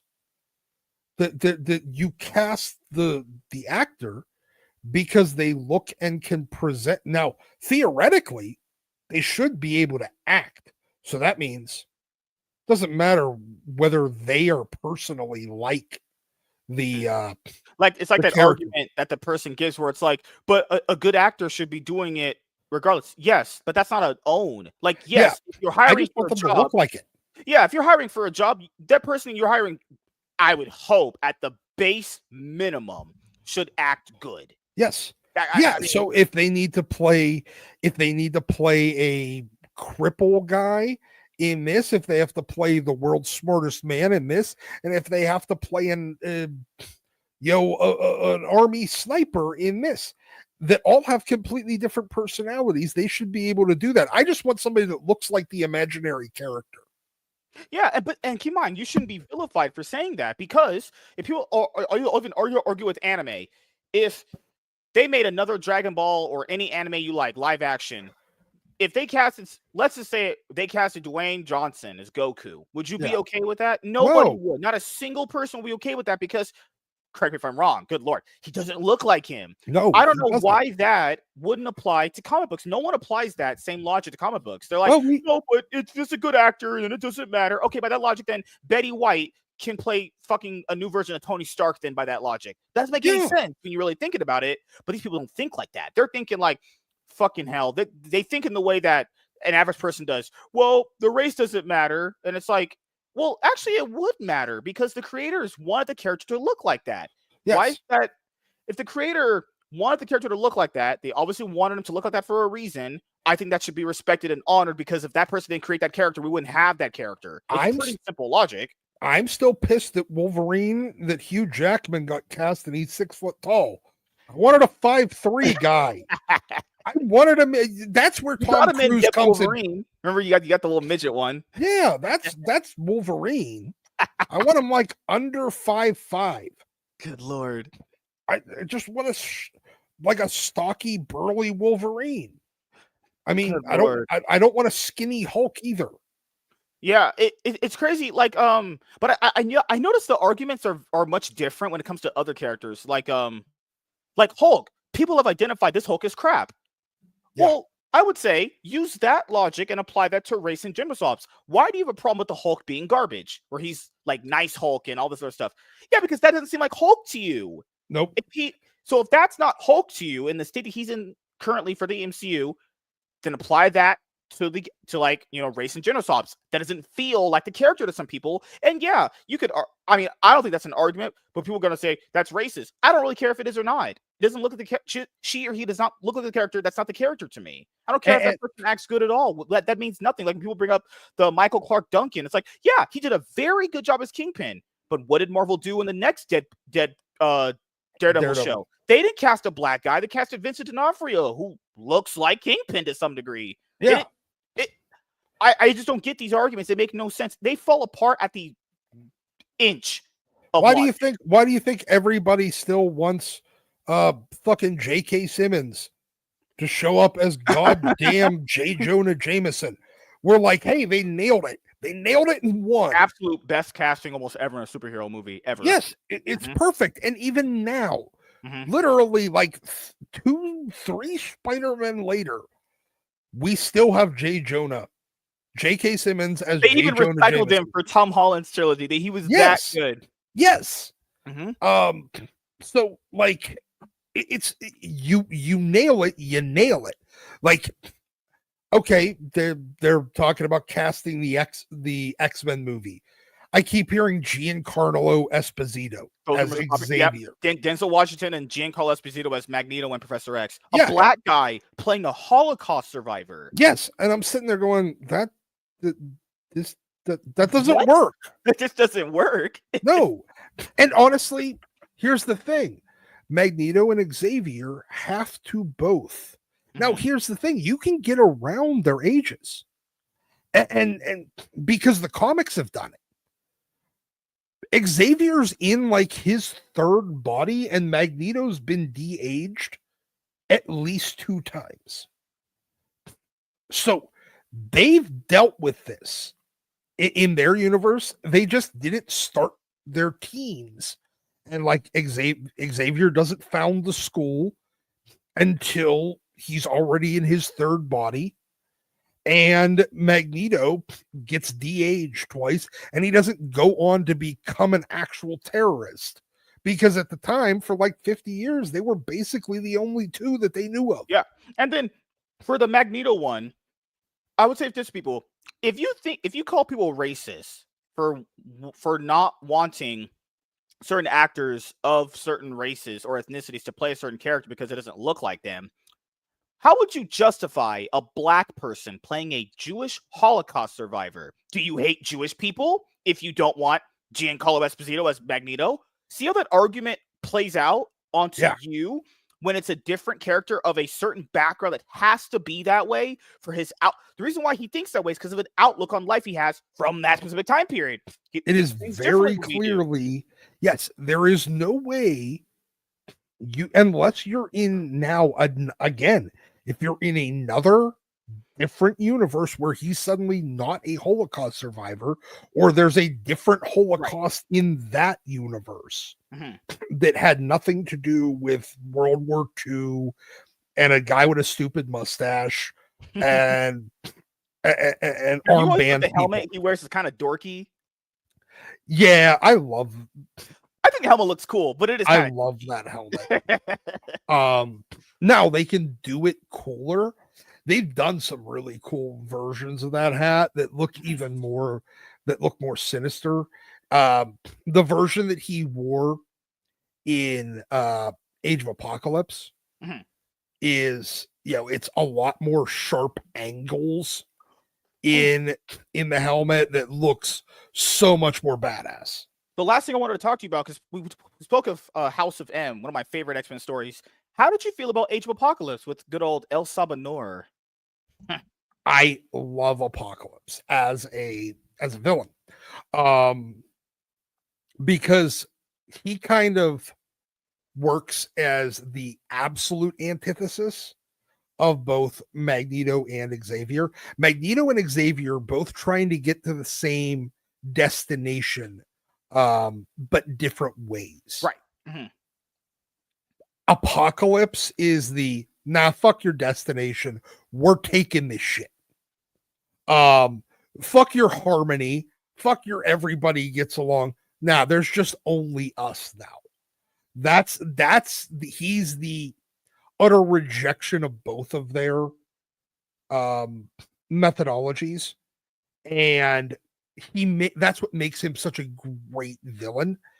The idea of him actually getting to take over the world, because there is no Xavier to kind of counterbalance against the Magneto, and it creates this massive power vacuum that Xavier's absence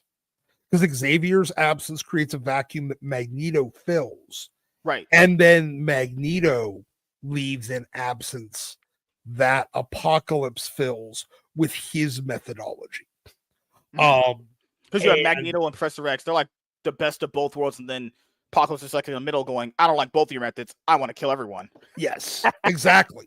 He is the utter rejection of the two reasonable but principled approaches he is the pragmatic response to the problem. And that's, you have the two different ethical, moral, philosophical questions in Magneto and Xavier, and then you have the pragmatic response to the problem in Apocalypse. And that's what really makes him an interesting villain. So giving him and seeing how much worse the world gets, how utterly dystopian it can become. Because honestly, I liked the way that they did Age of Apocalypse. I liked the story that they did. I liked the fact that it wasn't just a minor variation.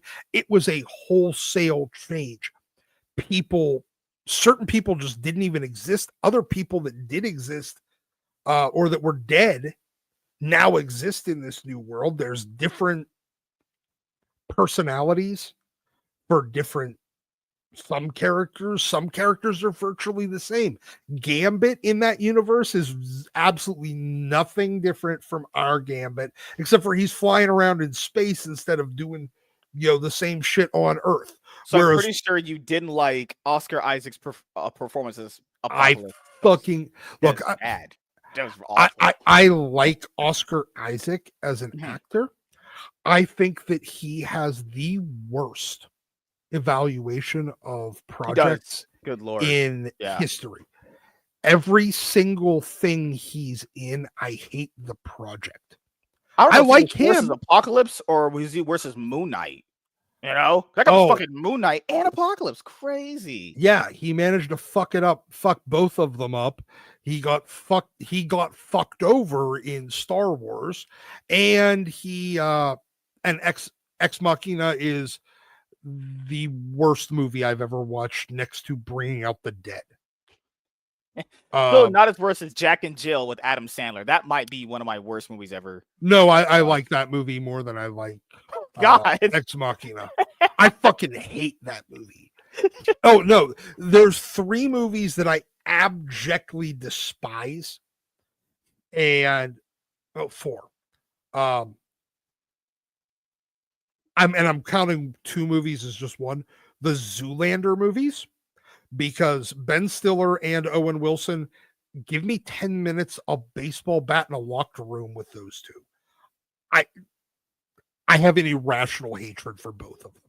Or I know people watch Halle Berry's Catwoman movie and they say it's one of the worst super movies ever made. I agree. Then go watch Dark Tide. That is garbage. Yeah. That's a terrible fucking movie. If you ever watch Dark Tide, ask God if you believe in God to refund you that time in your life because you'll want to hang yourself. She picks horrible movies too. Halle Berry picks awful movies to be in. Yeah, but she picks some good movies periodically. I've never seen a good movie with Oscar Isaac. Ooh, I was gonna say the same thing. The thing about J.J. Abrams, anything he's in is usually pretty fucking bad outside of like Mission Impossible 3. You know what? Unless you like Lost, then that's different. I did like Lost. I liked Super 8. I like what's the show he did called The Oval? No, that's Seth MacFarlane, I think. I'm not sure. Not sure. I'm old at this point. And I liked Cloverfield, so I like a lot of J.J. Abrams stuff. But then the next two, the other two movies, the other couple movies are Bringing Out the Dead. That was with Nick Cage and Ving Rhames. Nicolas Cage. Oh, it is so bad.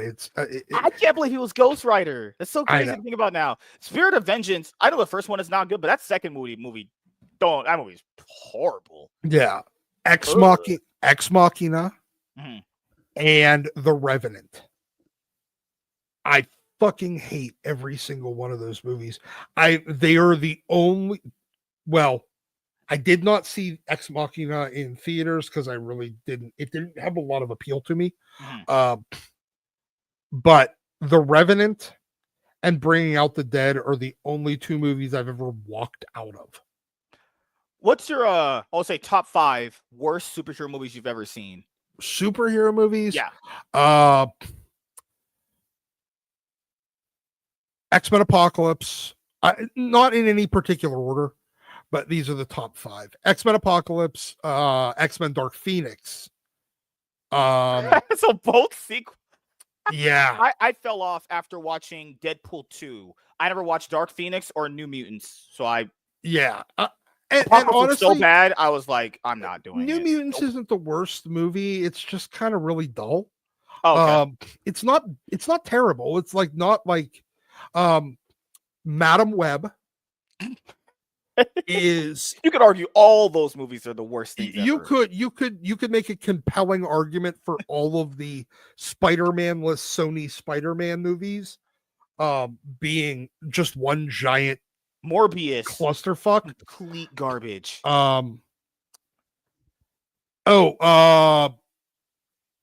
Fantastic Four Rise or Fan Four Stick. Okay. Well, Michael B. Jordan, his Human Torch. Yeah.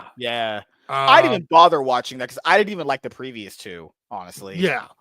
So that was 1, 2. That's 4. I have a soft spot for Superman 4. Oh, it's the one where he's lasering the Great Wall of China together. The Quest for Peace, the one with the nuclear man. Yeah. I have a soft spot for that movie. I don't know why. Last Stand. It's not good. X-Men Last Stand. That was bad. Yes, it was, but I don't think it was as bad as either Apocalypse or Dark Phoenix. I feel like it's just outside my top 5. Because I personally think Origins Wolverine is worse than Last Stand. Last Stand is, I get why people call it bad, but Origins Wolverine is awful in every way possible. There's a couple of redeeming parts of Origins Wolverine. Yeah. There is nothing redeemable about Fan Four Stick, Apocalypse, Dark Phoenix. Other than the fact, now there's some novelty in Dark Phoenix in the fact that it was very, very, very, very 100% clear that the bad guys in that movie were supposed to be the Kree or the Skrulls. And because of the Disney Fox purchase, Disney forced them to take Skrulls out of it as the bad guys because it was right shortly after Captain Marvel came out and they were using the Skrulls as sympathetic stand-ins for illegal immigrants. God, man. Oh Lord, Marvel. And so it was very clear that the Skrulls needed to not be there. And as a result, it really damaged the movie because there's absolutely no weight for all of the things involved that happen in that movie. And then I think I need to go with the Elektra movie. Oh, I haven't seen that in years. That was with Now, Ben Affleck's ex-wife. Yeah, Jennifer Garner. Mm-hmm. Now, in fairness, the Daredevil movie is bad, but the director's cut of that movie is actually really good. You know what's crazy? With those worst superhero movies, at least you could tell that there was some fun kind of heart in them. You could tell this is awful, but there's some heart there. You could tell, like, if you watch like any of the DVD commentary or if you guys had like them on home video, the interviews planted the movie as like, okay, at least I can tell you're not blatantly running it down. But these new ones now, there's no heart. These are made by a corporate. There's no way there's heart in these. No. You can't tell me there's heart made in Morbius. That movie is awful every way. It really is. Venom. That's Sony just cash grabbing that Venom's is one of his most popular villains. That first Venom movie is bad, like really awful. It has a terrible plot. Oh, the plot of the where like they want to go back. Why didn't Riot just go back in that 6-month time period? Why didn't you go back then? Yeah, I have no idea. But you know, gotta keep things forward. Because plot. Because just plot has to move forward. The plot had plot armor and it was not a good. I mean, I thought that Let There Be Carnage was the biggest disappointment because you had the perfect casting in Woody Harrelson, and then yeah, I agree. They had, and then they used that one villain named Shriek. Shriek. But I remember there was a Spider-Man, because I forget that Carnage storyline. She is a villain with him, where they try to make people like their children. Yeah. Don't you have to have another villain in that to make that work? Besides, obviously, Spider-Man. You have to have Spider-Man in the story. Yeah, kind of. I think you use I think it's Morbius that's in that as well. I think I could be wrong. I don't remember. I don't recall. But but those movies all fail because they don't have Spider-Man in them. Yes, it is. It fails because the biggest ingredient is not present. It's like trying to bake it. You put all of the, every single one of them trying to bake a different flavor cake, and not a single one of them thought to put fucking water in or milk. And then they revealed they could have always used Spider-Man. They just chose not to, proving that those are a cash grab. Why not? I mean, adding Spider-Man wouldn't have made the movie's quality better, but it would have brought you probably more people to the movie theaters to see him. 100%. But they didn't. The first Venom movie comes out and it makes a lot of money, and Sony's like, oh, well, we could just keep releasing Spider-Man solo villain movies with Spider-Man because Venom did so well. Not realizing Venom is just quite literally that popular. He can kind of sell his own movies. Yeah. And then the later two did worse and worse because the quality of the movies, I would say, reminded people of the Transformer movies. After you see two of them, you kind of know they're not going to get any better than that. So the quality is just what it is, and the numbers just kept declining. Like, who's going to go watch Kraven? The best they haven't topped the Kraven story since Kraven the Light Hunt years ago. You know, and especially whenever they change Kraven from being the master hunter to an environmentalist, like an animal rights activist. I know. You break the thing that you have and then wonder why it's broken. Yeah. Well, last few things I'll ask you. First thing is, do you have anything planned coming up that you would like to let the audience know about? Wes is back from vacation this coming week, so you should definitely come if you're free on Saturday mornings to our Saturday morning delight with the comics aficionados over on Thinking Critical.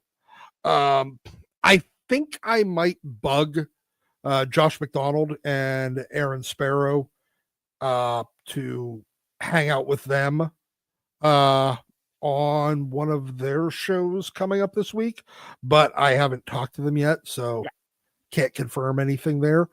And I recommend that you go buy comics that you like. Go support your local comic shop. Always do that. Yep. I always say to people, hey, go out to your local comic book shop, and even if you're not buying everything, pick a character you like, whether it be Spider-Man, Batman, X-Men, any character, and just start buying books somewhere. And then grow from there. Yeah, and even if the current stuff sucks, go buy some back issues. Your money spends the same there. It don't matter. That's true. You can always end up going and buying collected editions of older stuff. There's plenty of it out there. There's absolutely so much. And the last thing I'll ask you is, do you have any shout outs you want to give to anyone in particular, and anything else you want to say before we head out? Well, I want to say thank you for having me. I very much appreciate being on the show. Want to shout out just to all the rest of the Thinking Critical crew with, Sully and MVP, Perch, Aaron, Josh, Jim. Hopefully he doesn't die this week. Every week, Weird Science Jim, he might die. It's always kind of a toss-up. Dylan, the Real Comic Book Gamer. So yeah, I want to say, I know I'm forgetting a bunch of people, and yes, that means you're not important enough. So you're essentially like Gail Simone. You're gonna put your girlfriend in a fridge. God, don't get her started on that. Yeah. Comics are so crazy back in the day. Power Rangers' fucking girlfriend got stuffed in a fridge. Jesus Christ. Yeah, we can all blame Ron Mars for Gail having a career. Oh gosh, well at least that'll be remembered. Unlike my dad, who has never been in my life. So, God damn it, Did he ever come back with the milk? No, he left with Skittles and a pack of Marlboro cigarettes. But forgot you can't leave thirsty either, so he definitely grabbed a gallon of milk. So it was great having Doc on once again. Always a great conversation with him as well. Definitely a Marvel Comics encyclopedia going on there in his brain. Who needs wikis or Wikipedia when you have Doc? That's how it works around here. Just ask Doc. So thank you guys for checking out this episode of the MSK Show.